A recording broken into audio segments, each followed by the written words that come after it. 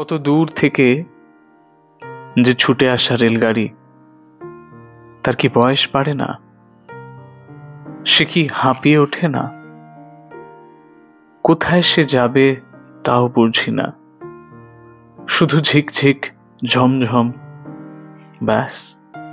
তারপরে শুনছান।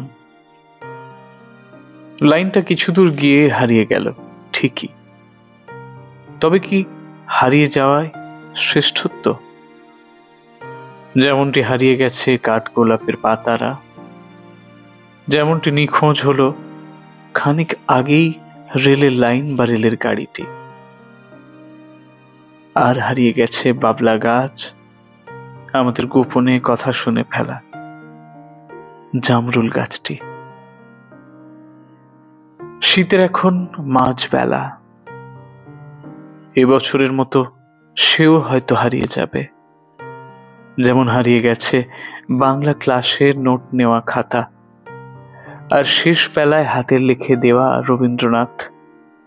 সেদিন আমায় বলেছিলে তোমার সময় হয় নাই, হয় নাই, ফিরে ফিরে চলে গেলে তাই। দূরে গোধূলির আঁচ পড়েছে পূব আকাশে, দক্ষিণ হাওয়ায় পকেট উড়ছে, আর উড়ছে ঠোঁট মাখা নিকোটিনের নিটোল গোল গোল ধোঁয়ারা। তারপর সেও নিঃশ্বাসে মিলিয়ে গিয়ে হারিয়ে যাবে নিঃশব্দে।